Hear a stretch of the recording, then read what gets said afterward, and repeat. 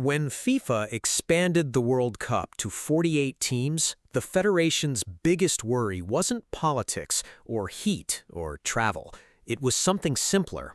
Would the football still be good? Right now, with the knockout stage just a week away, that question has an answer, and it's not the one FIFA wanted. Germany put 7 goals past Curaçao. Canada hung 6 on Qatar without reply. The Netherlands scored 5 against Sweden.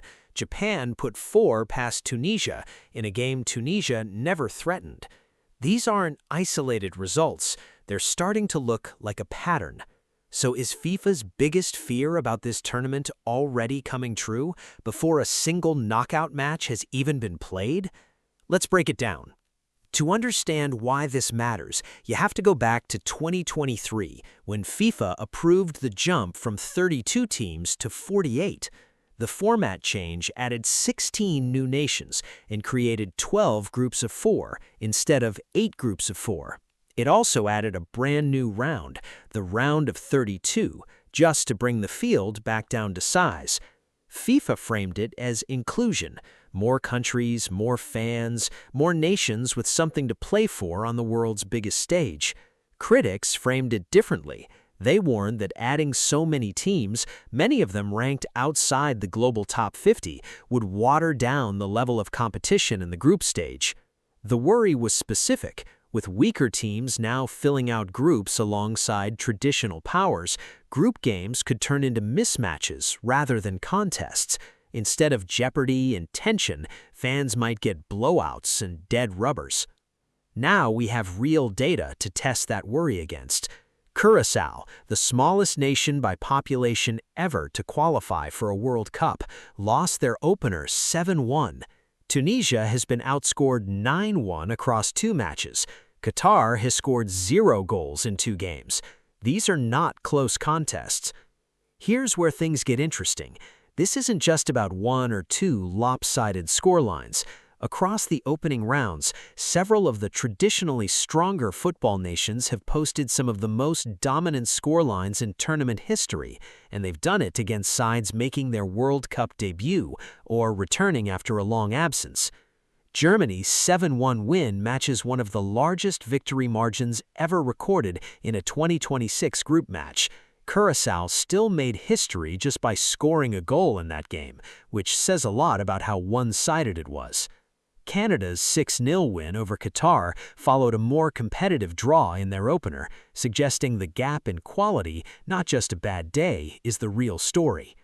Compare that to recent tournaments under the old 32-team format. Blowouts happened, but they were rarer, and they tended to come later, once the truly weak qualifying paths had already been filtered out by tougher continental qualification. With 48 teams now involved, more nations arrive in the United States, Canada, and Mexico without that same qualifying gauntlet behind them. This matters because group stage jeopardy was always part of the World Cup's appeal. Fans tune in expecting tension, not just talent on display.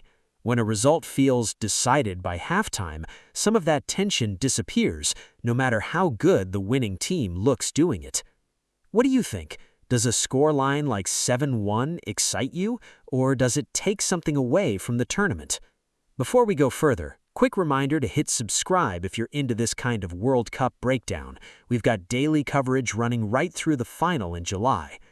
Now here's where the bigger picture comes in. FIFA actually has a built-in safety net into this new format. Instead of just the top 2 teams from each group advancing, the 8 best third-place finishers also move on to the round of 32. That's 16 extra qualification spots compared to the old system, specifically designed to soften the blow if the group stage turns lopsided. The bigger issue is that this safety net solves one problem while potentially creating another. It increases the number of teams that survive a difficult group, but it doesn't necessarily increase the number of competitive matches fans actually watch along the way. A team can finish third, advance anyway, and still have been part of 2 or 3 one-sided games to get there. Historically, FIFA's dealt with quality gaps before. Earlier expansions, from 16 to 24 teams in the 1980s and then 24 to 32 in 1998, both faced similar criticism in their first editions. In both cases, the tournament adjusted over a cycle or two as qualifying paths tightened and newer footballing nations caught up. The difference this time is the size of the jump. Going from 32 to 48 in one move is the largest single expansion in World Cup history. That makes any quality gap more visible, and it's happening in front of a bigger global audience than any previous edition, thanks to the three-nation hosting setup across the US, Canada, and Mexico. Would this affect your excitement for the rest of the group stage, knowing some matchups might be decided early? Let's talk about what this actually feels like inside the stadiums and for the players involved. For a team like Curaçao, even a 7-1 loss came with a moment of pride, becoming the smallest nation by population to ever score at a World Cup. That's not nothing. For players who may never get another shot at this stage, just being on the pitch carries weight regardless of the scoreline. But for fans who traveled internationally, sometimes saving for years to follow their national team, a one-sided result can feel deflating in a different way. Atmosphere matters. Stadiums built for tension can feel oddly flat once a result is no longer in doubt by the second half. On the flip side, fans of the bigger nations have gotten some of the most entertaining attacking performances in recent World Cup memory.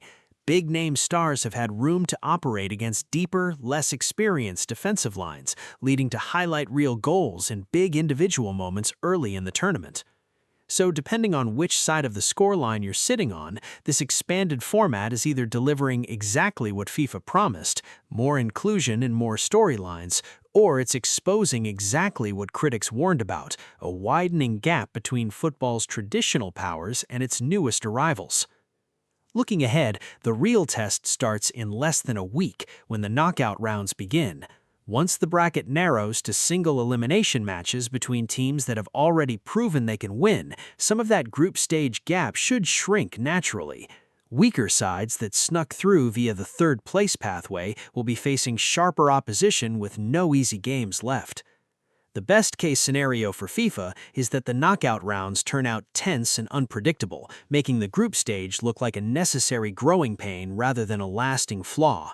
The 48-team format would then be remembered as a successful experiment that simply needed one tournament to find its footing.